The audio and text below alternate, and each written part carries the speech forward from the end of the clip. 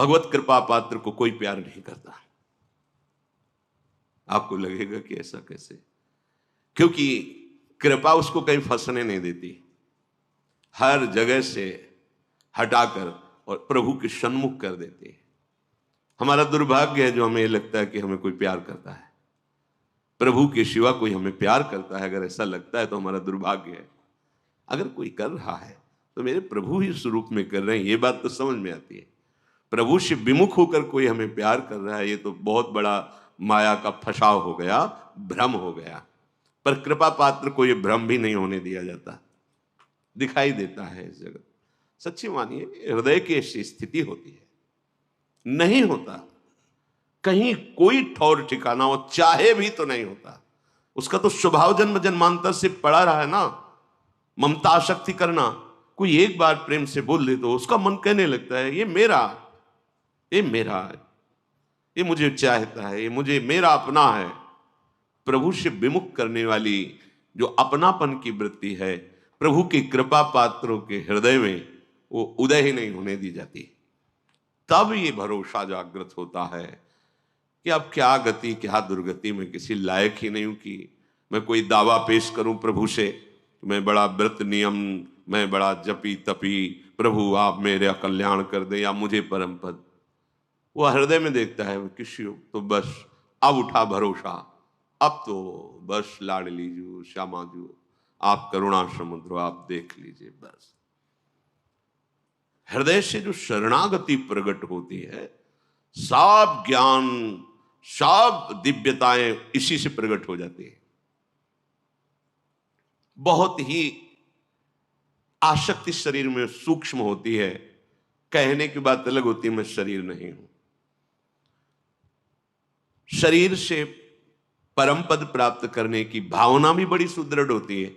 ये हम साधकों की बात कर रहे हैं, विषयी पुरुषों की तो बात ही नहीं, वो तो जानते हैं। हम उनकी बात कर रहे हैं जो दौड़ रहे हैं, जो पड़े हुए हैं गिरे, उनकी तो बात नहीं।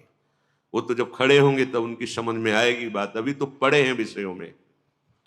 जैसे स्वप्न में कोई बड़बड़ा रहा हो तो उसकी बात नहीं समझी जाती है, ऐसे विषयी पुरुषों की बात सुनने लायक नहीं है। जो दौड़ रहे हैं सतमार्ग में, तो किससे दौड़ रहे हैं? शरीर से, मन से, स्वभाव से। ये तीनों हैं कौन? माया रचित है ना। बड़ी सूक्ष्मता होती है। हम इन्हीं तीनों से माया मुक्त होना चाहते हैं, इन्हीं तीनों को पकड़ के सूक्ष्मता से देख लो आप। तर्क की कोई बात नहीं इसमें। अगर हम परमार्थ पे चल रहे हैं तो इन्हीं तीनों का आश्रय होता है। अंदर से देखना, ये आंख की बात कह रहा हूं, छाती की बात। शरीर स्वस्थ रहे, मन निर्विकार होकर प्रभु में लगे, हमारा स्वभाव बन जाए कि हम सदैव सत चिंतन करें। ये कोई गलत बात नहीं है, ये आकांक्षा ठीक है, पर आश्रय किसका है? अब इसी बात से पूरा जीवन पीछे का जो संन्यास का, अब उस पर प्रहार हो गया। शरीर भारी अस्वस्थ, भयानक पीड़ा, रोग। अरे कैसे आपको पता है?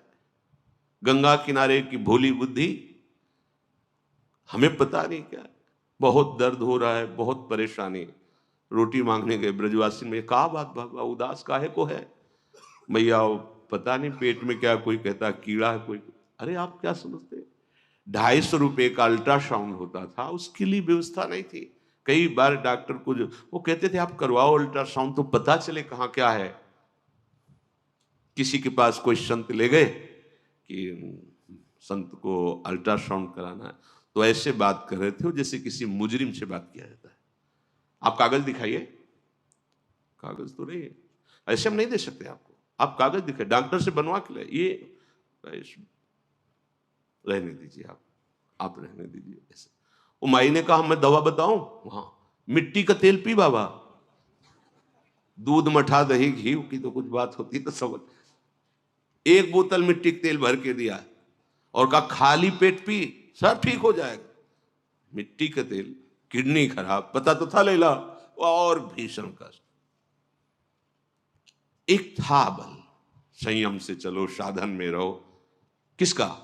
इसी माइक शरीर का, इसी अंतःकरण का, इसी स्वभाव का। ये बंधन है, मुझे पता नहीं चल पाया। बड़ी सूक्ष्म विषय, अगर उपासक हो तो हमारी बात समझोगे। साधन चल रहा है, भगवत मार्ग में चल रहे हैं, आसनों पे बैठ, पूर्वाभ्यास, सब साधन बिल्कुल ठीक। तो सुख किसका मिल रहा है? साधन का। भरोसा किसका है? जिससे साधन बन रहा है। किससे? शरीर से, अंतःकरण से, स्वभाव से। आश्रय किसका है? साधन। साधन से वो परम पद मिलेगा। समझ में आया? बिल्कुल यही था, यही था। जितेंद्रिय ऐसे ऐसे ऐसे। अब मारा तीर जो हमने आश्रय लिया था, अब हो गया। जब पता चला किडनी फेल, क्या होता है? मर जाता है आदमी। बिल्कुल पता नहीं किडनी कौन सा अंग, हमें क्या पता, मर जाता है। कब? कभी भी। अच्छा, अब लगा कि ये भी गया। जिसके भरोसे से साधन चल रहा, वो शरीर गया। अब मन शरीर के, अब इस समय ये पाठ, इस समय ये आचरण, इस समय ये अभी ठिकाना जिसे परमानंद कहते हैं, वो केवल केवल इनके त्याग से उत्पन्न होता है। ये बात नहीं समझ में आई थी? त्याग तो है ही है ना बाबा जी मेरा, लेकिन आश्रय इसी शरीर के साधन से, इसी अंतःकरण के संकल्प विकल्प वृत्तियों से, इसी स्वभाव से उस पर